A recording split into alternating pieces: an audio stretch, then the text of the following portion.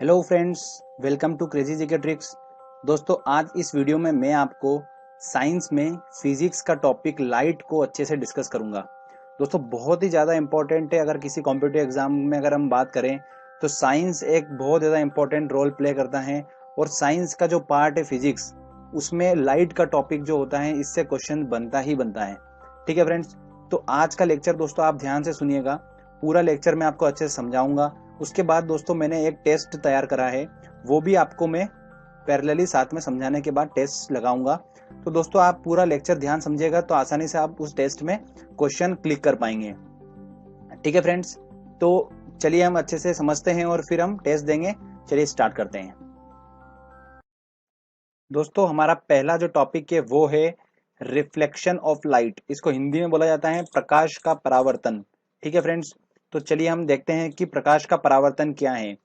जब दोस्तों इसको ऐसे समझेंगे कि लाइट जब चिकनी सरफेस पे टकराती है, ठीक है, तो वो टकराने के बाद एक दूसरी डायरेक्शन में लौट जाती है। ठीक है, तो इस घटना को हम क्या बोलते हैं? प्रकाश का परावर्तन बोलते हैं।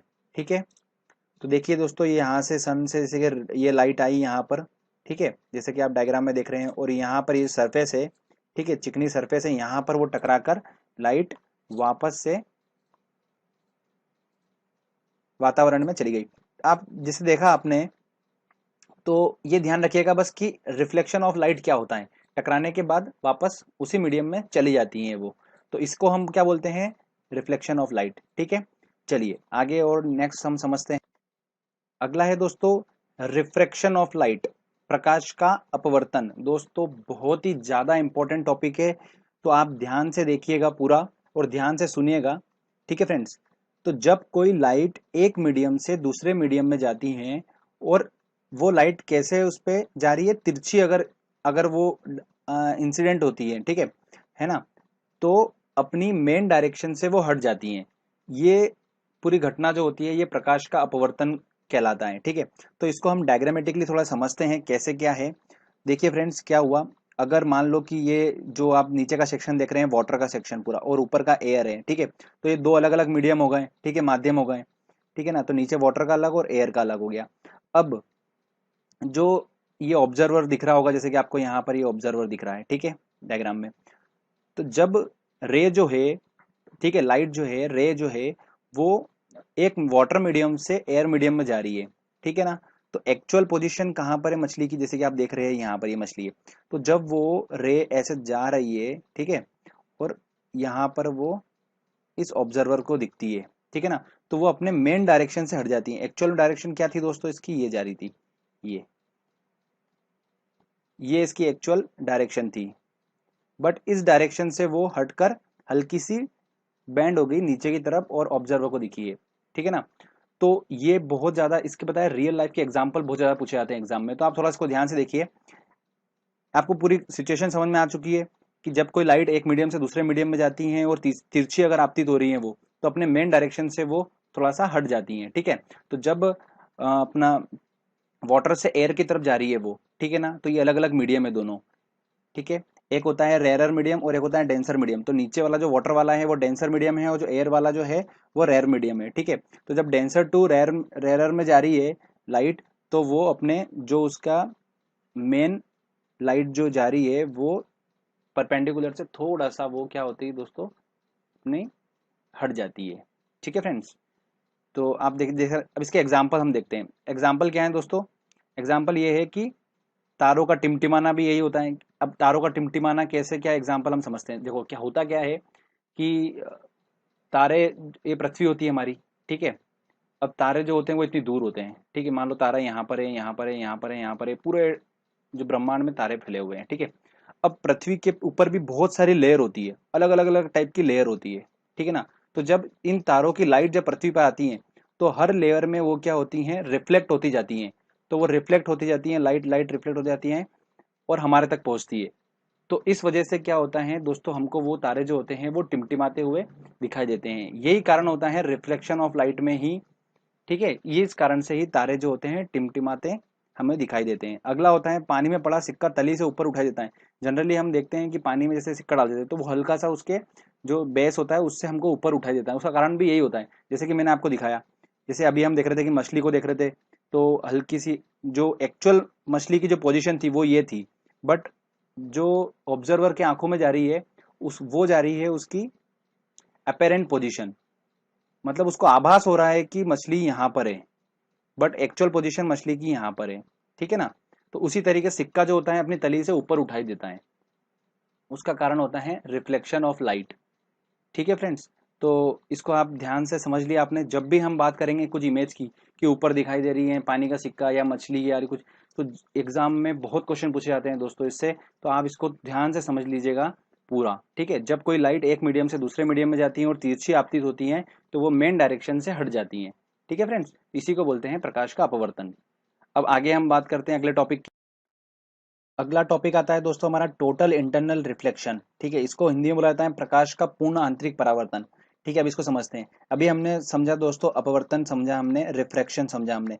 तो आप जैसे कि यहाँ पर डायग्राम में देख रहे हैं, जैसे कि यहाँ पर देखिएगा, ये देखिएगा पोजीशन को। तो यहाँ पर क्या हुई दोस्तों, देखिए दोस्तों आप ये कि डेंसर मीडियम से जब रेरर मीडियम में अगर कोई रे जा रही है, तो हमने बात करी थी नॉर्मल से, जो इसका नॉर्मल है ये सेंटर में यहाँ पर, ये इस नॉर्मल से क्या होती है वो हल्का सा हट जाती है, दूर हट जाती है। ठीक है ना। तो अब ये पहली पोजीशन थी हमारी। ठीक है, अगर मैं ये किसी एंगल से जरूर ये जा रही होगी, यहाँ से किसी एंगल से जा रही होगी। ठीक है, एक मीडियम से दूसरे मीडियम में। अगर इस जो इंसिडेंट एंगल है इसका, ठीक है, आपतित कोण है, अगर मैं इस इंसिडेंट एंगल को अगर थोड़ा सा बढ़ाता हूँ, ठीक है ना, जैसे कि सेकंड वाली इमेज में देखिए आप, कि सेकंड वाली इमेज में अगर मैंने इंसिडेंट एंगल को थोड़ा सा बढ़ा दिया, ठीक है ना, तो ये क्या हुआ, जो रे थी एक मीडियम से दूसरे मीडियम में जा रही थी, तो ये वापस सरफेस पे निकल गई। ठीक है, सरफेस पे निकल गई। ओके, दूसरे मीडियम में गई नहीं है। तो इस एंगल को क्या बोलते हैं दोस्तों, क्रिटिकल एंगल बोला जाता है, क्रांतिक कोण बोला जाता है हिंदी में। अगर मैं इस क्रिटिकल एंगल से थोड़ा सा और अगर बढ़ा दूं मैं अगर इस एंगल को, तो दोस्तों क्या देखिए क्या हो रहा है, ये जो रे जिस मीडियम से जा रही थी उसी मीडियम में वापस लौट आई। ठीक है ना फ्रेंड्स। तो इस पूरी सिचुएशन को, इस घटना को क्या बोलते हैं हम, टोटल इंटरनल रिफ्लेक्शन, पूर्ण आंतरिक परावर्तन की सिचुएशन इसको बोला जाता है। ओके फ्रेंड्स, तो इसके जो मेन एग्जाम्पल्स हैं वो बहुत ज़्यादा इंपॉर्टेंट है, जो कि पूछे जाते हैं एग्जाम में। मैंने आपको सिचुएशन पूरी समझा दी कि क्या एक्चुअल में पूर्ण आंतरिक परावर्तन क्या होता है, अपन ने वो समझ लिया है। अब हम थोड़ा सा इसको एग्जाम्पल देख लेते हैं। तो पहला हमारा एग्जाम्पल है हीरे का चमकना। ठीक है, तो हीरे का चमकना वो ऐसा क्यों होता है, हीरे का चमकना, इसका कारण मैं आपको बताता हूँ, देख सुनिएगा दोस्तों। हीरा जो होता है उसका जो क्रिटिकल एंगल होता है वो बहुत ही ज्यादा कम होता है, लगभग 24 डिग्री के समथिंग उसका क्रिटिकल एंगल होता है। ठीक है, तो जब कोई प्रकाश जो होता है, जब कोई लाइट होती है, जब वो हीरे में जब प्रवेश करती है अंदर, ठीक है, इंटर करती है, तो उसके जो अंदर की सरफेस होती है उस पर बार बार टकराती रहती है और वहां पर उसका पूर्ण परावर्तन होता रहता है बार बार। ठीक है, टोटल रिफ्लेक्शन होता रहता है बार बार वहां पर। फिर क्या होता है, जब बार बार उसका रिफ्लेक्शन अंदर रिफ्लेक्शन होता रहता है, तो वो किसी ऐसी सरफेस पे टकराती है जहां पर उसका इंसिडेंट एंगल अगर 24 डिग्री से कम होगा, तो वो हीरे से क्या होती है, बाहर आ पाती है। तो ऐसा क्या होता है, बार बार होता रहता है लगातार, तो इस वजह से क्या होता है, हमें हीरे को जब हम देखते हैं तो हमको टिमटिमाता हुआ वो दिखाई देता है। तो उसका मेन कारण ये होता है। ओके, अगला हमारा दोस्तों दिखाई देता है हमें कि रेगिस्तान में मरीचिका दिखाई देना, मतलब हमको ऐसा प्रतीत होना कि वहां पर कोई चीज है, जैसे कि पेड़ का अपने को इमेज अगर उल्टी दिखाई देना, ठीक है, जमीन पे दिखाई देना, पेड़ नीचे दिखाई देना, और पानी का आभास होना। तो ये जो चीजें होती है, ये जो होती है, ये एग्जाम्पल है टोटल इंटरनल रिफ्लेक्शन का, ध्यान रखिएगा दोस्तों। उसके बाद पानी में पड़ी हुई परख नली जो होती है हमको चमकीली टिमटिमाती हुई दिखाई देती है। पानी में हवा के जो भरे बुलबुले होते हैं वो टिमटिमाए देते हैं। ठीक है, और ऑप्टिकल फाइबर, इसमें भी टोटल इंटरनल रिफ्लेक्शन होता है। तो आप ये जो आपने देख लिया दोस्तों एग्जाम्पल, ये आप बिल्कुल ध्यान रखिएगा, ये एग्जाम में कितनी बार पूछे गए हैं, तो आप इनको बस अच्छे से स्टडी कर लीजिए, इनको समझ लीजिए, आपको ये आसानी से याद हो जाएगा फंडा। ठीक है, चलिए हम आगे टॉपिक को समझते हैं। तो फ्रेंड्स अगला हमारा टॉपिक है डिस्पर्शन ऑफ लाइट। ठीक है, ध्यान से समझिएगा इसको, वेरी इंपॉर्टेंट है। इसमें होता क्या है कि जब प्रकाश जो होता है वो प्रिज्म से होकर गुजरता है, तो अपवर्तन मतलब रिफ्रैक्शन के पश्चात क्या होता है, प्रिज्म की बेस की ओर झुकने लगता है। ठीक है, और साथ साथ विभिन्न रंगों में बढ़ जाता है। इसे ही हम क्या बोलते हैं, डिस्पर्शन ऑफ लाइट या प्रकाश का वर्ण विक्षेपण कहते हैं।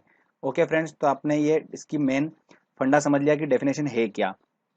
अब दोस्तों इसमें मेन आप एक बात ध्यान रखिएगा कि जो हमारा सूर्य जो होता है, ठीक है, जो सूर्य की लाइट होती है, हमारी सन की जो लाइट होती है, ठीक है, उसमें अलग अलग कलर्स होते हैं। तो उसमें लाल कलर जो होता है, रेड कलर, ठीक है ना, उसकी वेवलेंथ जो होती है, तरंग दैर्घ्य, ठीक है, तो वेवलेंथ जो होती है वो सबसे ज्यादा होती है किसकी, रेड की।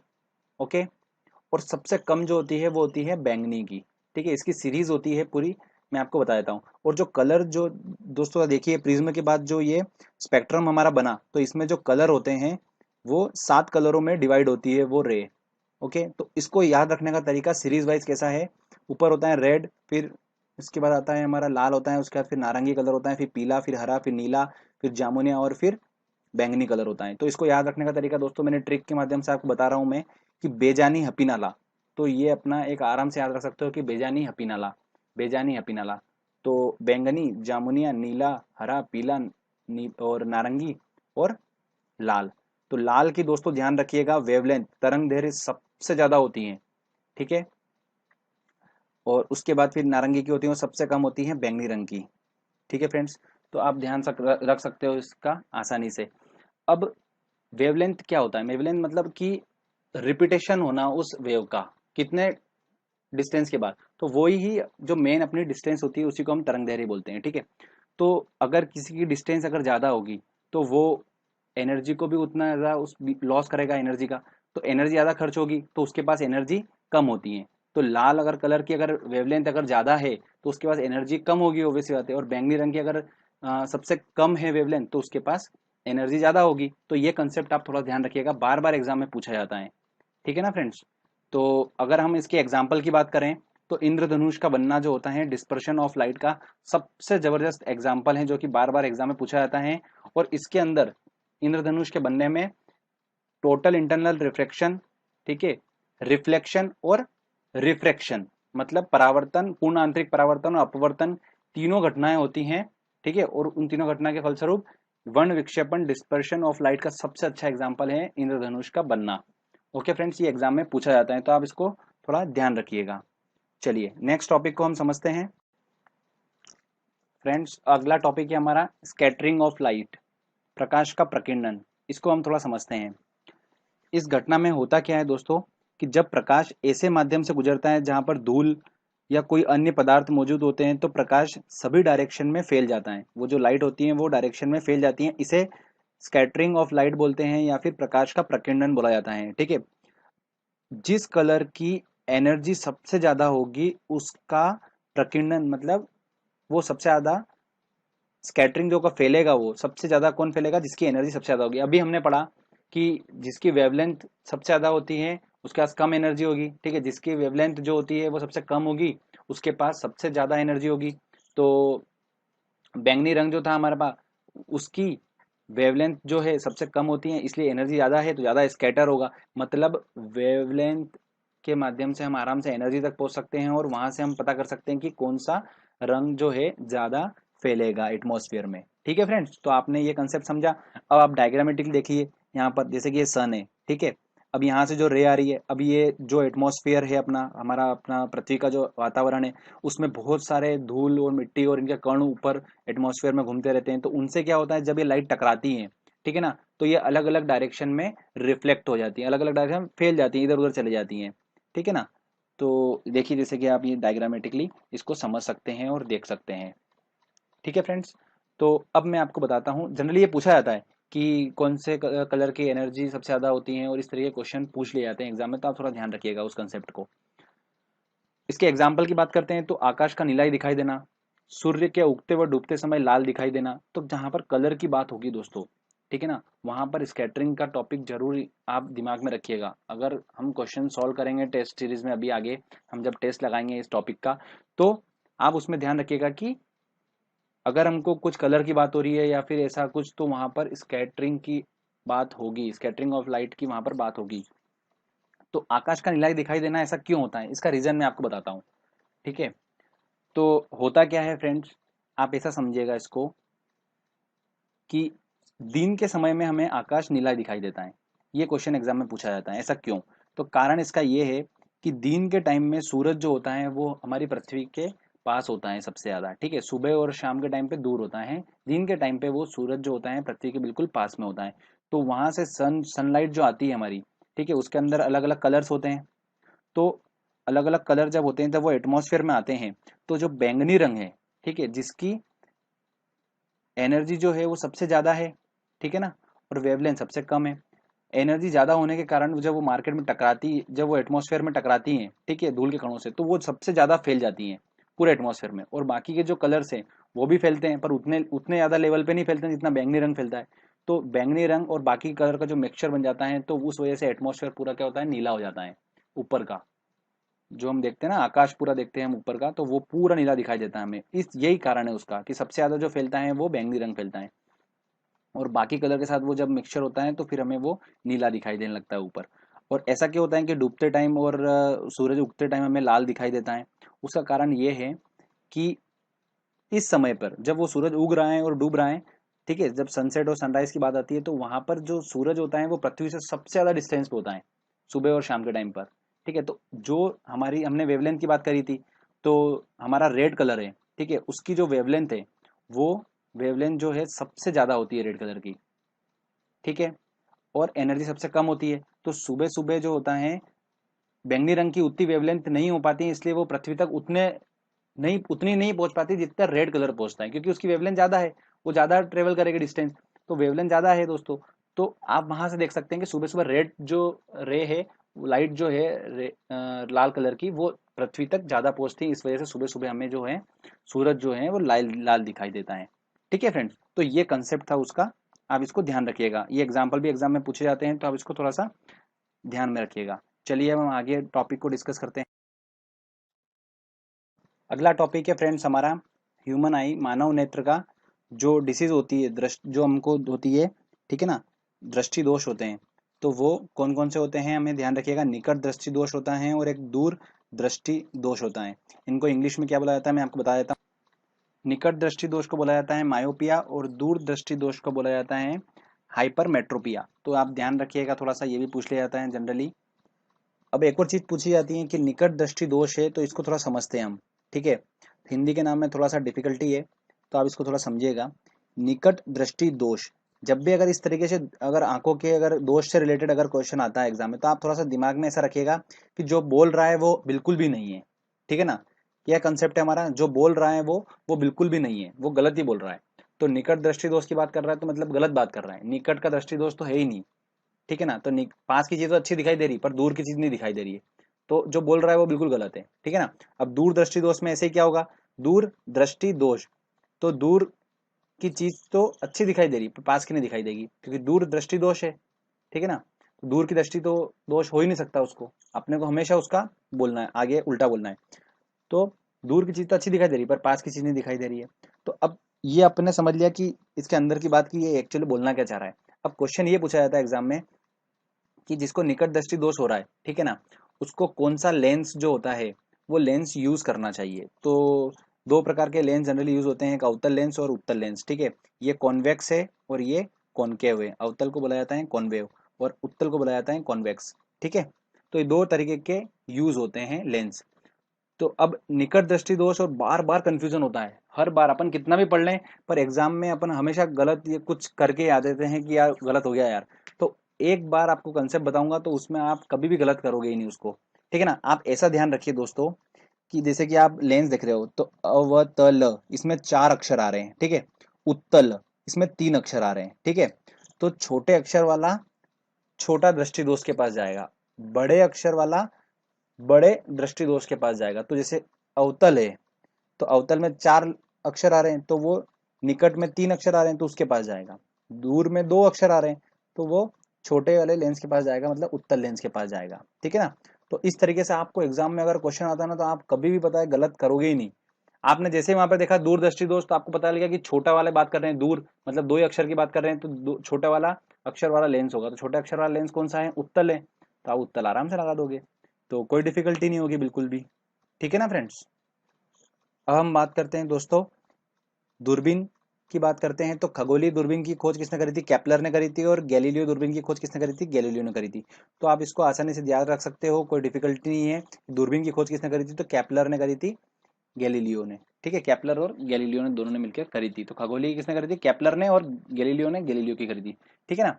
तो इस तरीके से आप उसको याद रख सकते हो, कोई डिफिकल्टी नहीं है। तो फ्रेंड्स, अब मैं आपको बात करता हूँ टेस्ट सीरीज की मेनली, ठीक है ना। तो जो, अगर आपने ये पूरा लेक्चर ध्यान से सुना है, तो अब जो नेक्स्ट लेक्चर मेरा आने वाला है वो लाइट के ऊपर पूरा टेस्ट में आपको मैं पूरा टेस्ट करवाऊंगा, साथ साथ में सॉल्व कराऊंगा, कंसेप्चुअली आपको बताऊंगा मैं। तो इस लेक्चर को आपने पूरा देखा है तो आप वो टेस्ट को आराम से सॉल्व कर सकते हो फ्रेंड्स, ठीक है फ्रेंड्स। तो मिलते हैं टेस्ट के साथ में अगले लेक्चर में, ठीक है, और उसको सॉल्व करते हैं। वेरी आईएमपी जो क्वेश्चंस होते हैं उनके मैंने पूरी एक लिस्ट बनाई है, और टेस्ट में अपन वही क्वेश्चन सॉल्व करेंगे जो जिनके चांसेस बहुत ज़्यादा हैं एग्जाम में आने के लिए, ठीक है। अगर आपको ये वीडियो अच्छा लगा है तो जल्दी से जाइए और सब्सक्राइब कर दीजिए मेरा चैनल, और इस वीडियो को लाइक करिए और शेयर करिए। Thank you friends.